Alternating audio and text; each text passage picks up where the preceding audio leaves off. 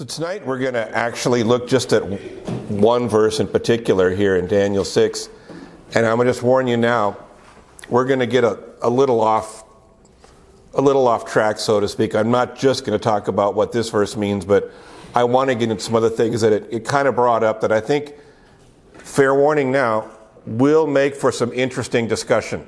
So I'm interested in hearing what you guys have to say at the end, because this is something I think about a lot. And so let's read Daniel chapter 6, verse 24. The king commanded, and those men who had maliciously accused Daniel were brought and cast into the den of lions, they, their children, and their wives. And before they reached the bottom of the den, the lions overpowered them and broke all their bones in pieces. So, without going into every detail, you remember where we left off last week. Daniel had chosen to pray to the Lord, even though the king had made this law that was forbidden for 30 days.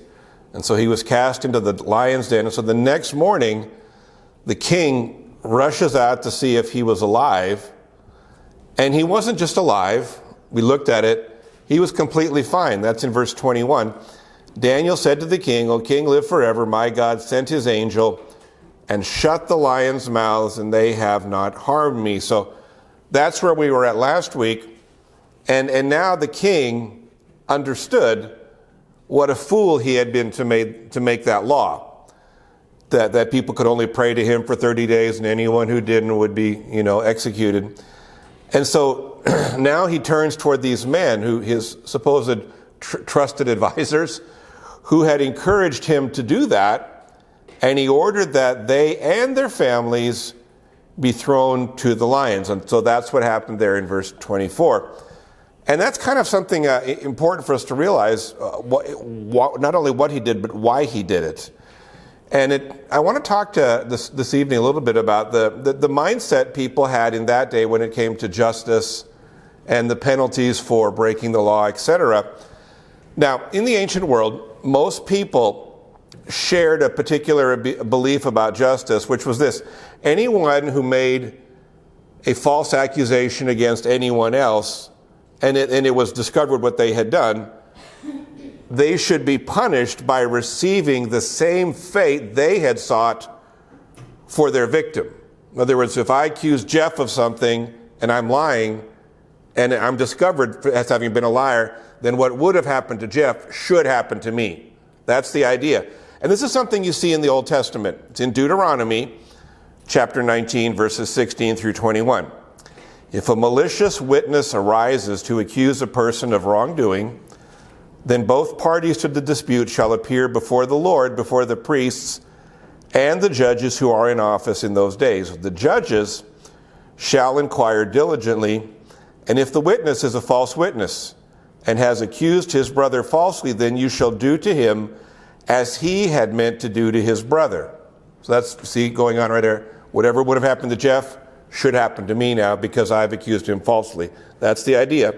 So you shall purge the evil from your midst, and the rest shall hear and fear and never again commit any such evil among you. Now watch verse 21. We all know this one. Your eyes shall not pity.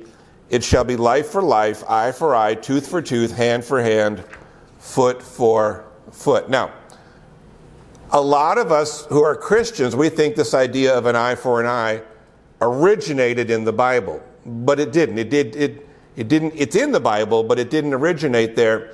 This was something that existed in many cultures and societies before these words were written in the Bible. Very, very common in that time of history. And even today, depending where you go in the world, you'll still see things like this. There are places in the world that don't have prisons.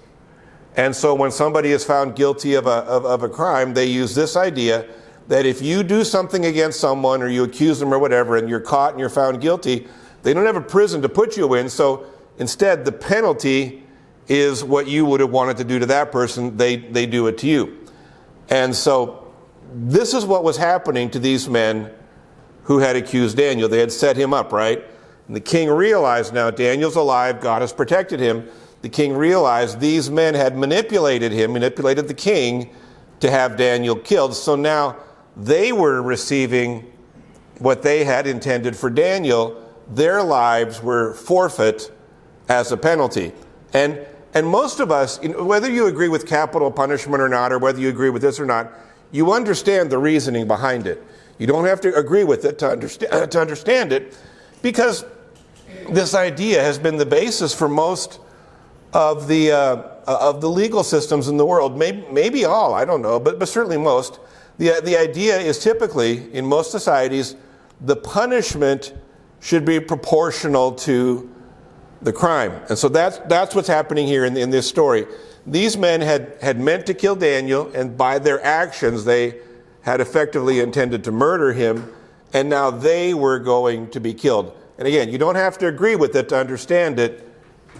It's just kind of something that's part of human history. But here's where we struggle.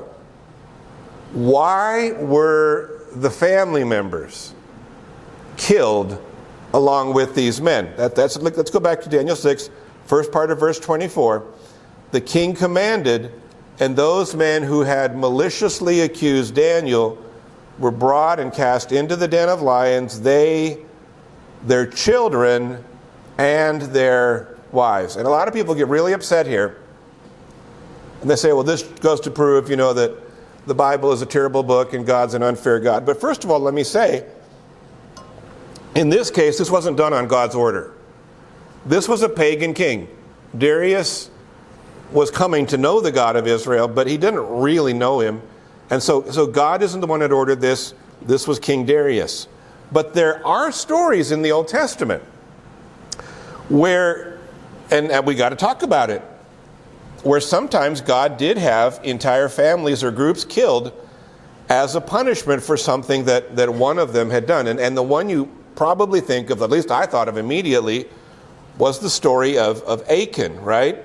He was an Israelite who was there at the Battle of Jericho, and he was part of that army that went in against Jericho. And if you remember, when God was giving them the victory, before he gave them the victory, he said, once Jericho is defeated, you go in and destroy everything, and you don't take anything. In some of these battles, God allowed the Israelites to take the spoils, right? But he said, in the case of Jericho, you take nothing, it's all going to be destroyed. But you know the story. Achan saw some things he wanted, and he took them for himself. Now, I'm not going to read the story, but you can look it up, and I put the reference in your outline. Achan and his entire family were killed when his sin was discovered, and their bodies and all their property, it was all burned. And then there's another story, a man named Korah, who along with his followers led a rebellion against the leadership of Moses. And if you remember the story, again, I'm kind of abridging it here just for the sake of time, and I'm not reading it from the Bible, but the reference is in your outline. They all gathered, God calls them to gather together, the Korah and his followers, including his family, and God acts with incredibly swift and severe judgment, and the ground opens up beneath them. You remember this story? And they all essentially fall into the ground, they're swallowed up, and so Korah loses his life. He's the ringleader, but it wasn't just him. All of his family and all of his supporters also died. They were swallowed up. Now, in the two cases that I just read, however, there's something I want to point out to you. People say, oh, God is a terrible God. What kind of, In both of those cases, their family members would have been in a certain level of agreement with their sins. And let me just show you how. First of all, in the case of Achan, right? When you read the story, he took these valuables and he buried them in the ground underneath his tent. Now, there is no way he could have done that without his family knowing. They walk in, hey, Dad, what's going on? They knew something was happening at the minimum, and they probably knew what he had done. Very, very certain they knew he had taken something, because nobody digs up their floor without a reason, right? So they were aware. So they participated, in a sense, in that sin. We said, well, we don't want to be snitches. But listen, they could have gone to Moses or Aaron and said, hey, my dad did something that God specifically forbade. My husband did something that God said not to do. So in that case, the family would have had to have been aware. And then secondly, when Korah rebelled against Moses, the way the story unfolds, God calls them through Moses to all gather, and everybody who supports Korah, including his family, are all standing together in a group. And it's done very specifically as a show of solidarity and alignment. They're like, yeah, we are with Korah on this. And so they were supporting him. They weren't just innocent victims. They were supporting him. We are agreeing with him. We don't like Moses' leadership either. And so again, they are all killed together. And so what I want, and I haven't answered everything, we'll maybe get into some discussion points here, but what I just want to talk about for the next few moments is this idea that people in the ancient world had when it came to identifying with the group rather than identifying themselves as individuals like we tend to do. Where did this all come from? Well, it came from the fact that most people, all people in that day, lived in an environment that was typically harsh and unforgiving. So, for example, if there's a drought in Texas and the crops fail this year, it'll make it hard. Prices will go up, but H-E-B won't be empty, right? There's going to be food. If we don't have rain for a while, they'll truck in water.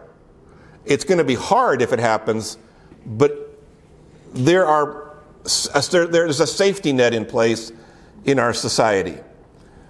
But back in the ancient world, that did not exist. There were governments, but they were much smaller than what we think of as government today. And they were very just kind of centralized in a few areas, usually having to do with the military and maybe some taxation, but they weren't really out there helping the people at that level. And also, in this part of the world that we're talking about, and still to this day in that part of the world, droughts are very common. It won't rain, and crops will fail. And most people were farmers. They weren't working in offices or, driving buses. That didn't exist, right? The vast majority of people were farmers. And when a drought came and the crops failed, a family could lose everything. And so what that meant was this: everybody in that family had to do their part to protect the family's long-term well-being. And so you didn't just spend everything you had. You didn't eat everything you had. You didn't drink everything you had. You set it aside as much as possible because lean years were going to come. It wasn't a matter of if, it was a matter of when. And so you saved and conserved and thought about the long term. And that actually explains one of the more controversial laws in the Old Testament that I'd like to read to you. And I've talked about this before a couple years ago, and it's a really interesting passage. Deuteronomy 21, verses 18 through 21. It says, "If a man has a stubborn and rebellious son who will not obey the voice of his father or the voice of his mother, and though they discipline him, will not listen to them, then his father and his mother shall take hold of him and bring him out to the elders of his city at the gate of the place where he lives. And they shall say to the elders of his city, 'This our son is stubborn and rebellious. He will not obey our voice. He is a glutton and a drunkard. Then all the men of the city shall stone him to death with stones. So you shall purge the evil from your midst, and all Israel shall hear and fear.'" That sounds harsh to us, right? Because we actually, I hate to say it, but our entire society is kind of built around the idea that teenagers rebel. If your kids don't rebel, you're the exception, right? That's just kind of how we are. And so we think, this is a terrible thing. Some kid has an attitude and you're going to kill him? No. Here you have to understand the context this is written in. What's he saying? This son, he won't do anything. He's lazy, he's stubborn, rebellious. He's refusing to do his share of the work to support the family, first of all. When the crops have to come in, he's not interested. When the seeds have to be planted, he's not part of that. He's not involved. He's rebellious. And then it also specifically says, it uses the phrase, he's a glutton and a drunkard. Now, in our society, that's not a good thing, but it's not the end of the world. Just having a little fun there. But think about if you were alive back then. You're living on a farm with your family. You know at some point it's going to be hard times. The rains won't come. There's going to be famine, and the crops will be very, very thin that year. A glutton and a drunkard is doing what? He's consuming more than his share of the family's resources. wheat and other crops that you're putting aside for future years. He's eating them. He's a glutton. There's wine that you're keeping and putting aside for future years, because when the wells run dry, wine will keep for a long time if it's stored properly. But he's consuming what the family needs for the future. So this idea of this young man being killed, this wasn't an issue of just dealing with the teenager who had an attitude and going extreme on him. That's not what's happening here. The son was selfishly consuming for his own desires, his own appetites, what the family needed to survive the next drought. And his parents were, at this point, not just angry about his attitude, they're desperate because his selfishness is putting the family's survival in danger. And that's just one example I could show you. There's a lot in the Bible of people in the ancient world putting the needs of the group above the desires of the individual. Because again, there's no insurance companies back then to give you a payout if the crops fail. There's no government assistance. They're not coming in from Jerusalem with a few cartfuls of wheat for you. It's not going to happen. And so for the family to survive, everyone has to work together. And you can expand that in terms of the extended family and the clan and the tribe. Everybody has to do their part. Group identity wasn't a matter of, we like this. It was a matter of, we have to survive. And if we don't do it together, we won't make it. And so that's how their society was structured. They were taught that life wasn't about them, it was about the larger group. We give lip service to that here in the States, but we don't really mean it, right? I'll talk about the community, I'll talk about, but in reality, a typical American, it's about me, right? But back then, it wasn't just lip service. If someone didn't do their part, the entire group was going to suffer. And so there was constant pressure on people. Do what you're supposed to do. Play your role in this situation. And so that also then became part of their legal structure. If someone did something serious enough to deserve serious punishment, sometimes their family members would be included in the punishment, not just to be mean, but as a way of protecting the entire society from the actions of a few malicious people. If people said, hey, I can do this, but my whole family will suffer, they would be less likely to commit those kinds of crimes. That's the thinking there. And so it sounds harsh to us, but they lived in a much harsher world than we did. They didn't have the options we have. They didn't have the protections in place. And so things were much more black and white, much more serious. That's why King Darius did what he did, in a sense. Again, verse 24, the king commanded, and these men who had maliciously accused Daniel were brought and cast into the den of lions, they, their children, and their wives. And the idea, again, was that everybody in that society would learn a lesson from what these guys had done. And it seems excessive to us. We wouldn't do that, thankfully. But in that time of history, whether you agree with it or not, now you understand it. It might seem excessive, but it wasn't unusual, and there was a reason behind it. Now, and we've also seen what? In the Old Testament, I've showed you a few examples of entire groups being punished for the sins of an individual. Having said that, there's a change in the Old Testament that takes place from this idea of everybody suffering.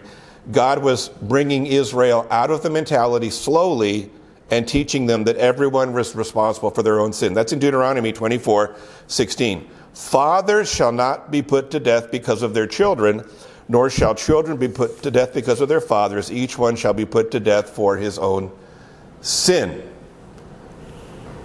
That seems like a given to us, right? And we read that, we're like, well, of course. But if you'd have been alive back then, that wasn't a given. That wasn't oh yeah, obviously. No, it wasn't obvious. So this was God introducing this idea to a people who were at a certain place in their thinking and slowly bringing them out to a new way of thinking. So you've got a couple of things going on here. The Old Testament does use the threat of punishment to control behavior. That's very much part of the Old Testament law. But essentially, God's long-term goal here was to lead his people in a different direction where it wasn't just about controlling behavior, but it was about changing people's hearts. Because, and this is important, I want you to hear this. God's ultimate purpose is not that people be good. Does God want you to be good? Yes. But that's not the ultimate purpose. That's not the ultimate goal. God's ultimate goal for everyone is that we love Him from our heart, which will then lead us to love one another. So I might do the right thing toward you because I'm afraid of the consequences if I don't. And you could say, well, that's good enough. Not in God's economy. God wants me to do the right thing because I love Him, which causes me to love you. And that's what salvation through Jesus is really all about. The gospel isn't about you changing your behavior because you want to avoid the consequences of bad choices. The gospel is about a changed heart, and then, as a result, your behavior just changes naturally. But it's not because you're afraid of the consequences. It's because something's happened in you. You're not the same person you used to be. And so God is always moving His people towards something better. Throughout the Old Testament, He was moving them toward the Messiah, toward the gospel, where love was the motivation, not fear of punishment. Now, you and I know this. We know that as Christians, at least you learn this over time, that it's love that directs you. It's the Holy Spirit living inside of you that helps you to make those decisions. But you don't automatically become perfect, right, when you become Christian. In fact, you never become perfect in this life. But the point is simply this. That's the direction we ought to be going, where it's not about rules-based behavior. It's about doing what's right because Jesus lives inside of us. And at the end of the day, and this is kind of how I want to end it up here, I think God uses both of these motivations to move us into the kind of life He has for us. The ideal would be that you and I do the right thing because we love Jesus, right? I would like to say I live that way. I don't, right? None of us really does 100% of the time. But that's the ideal. That's what we'd really love to have. And so sometimes, because we don't hit the ideal, we have to have a little encouragement from other believers or from whatever to help us choose wisely and well. So if I'm not doing the right thing because I love Jesus, then one of you may need to come up and say, hey, Gary, if you don't shape up, here's some consequences. You understand what I'm saying? That's why the New Testament, especially the letters of Paul, but also the Gospels, the New Testament is filled with verses and passages that tell believers to encourage each other, to build each other up. And sometimes that encouragement in the New Testament, the Gospel, can involve even using some pressure and shame to help struggling Christians change their sinful ways. Let me read you just one verse, or two verses in the book of 2 Thessalonians chapter 3. Here's what Paul says, verse 14.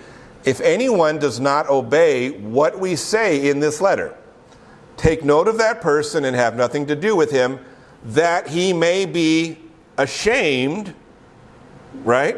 So he'll change his ways. But verse 15, we know it's a Christian, do not regard him as an enemy, but warn him as a brother. There's two levels of things going on here in terms of how we behave, why we do what we do. It ought to be, in an ideal Gary, I do what I do because I love Jesus. But because Gary never consistently lives in that ideal spiritual condition, I need people around me who will call me to account from time to time. And so, again, as I said at the beginning of this teaching, we've gone way beyond Daniel chapter 6, where Darius ordered these men and their families to be killed. But I thought it would make for an interesting discussion tonight about why we do what we do. Again, the ideal, I think, is that we obey God because we love Him. But if I don't do that, God has other ways of bringing me into line. And because He's God, He can do what's right.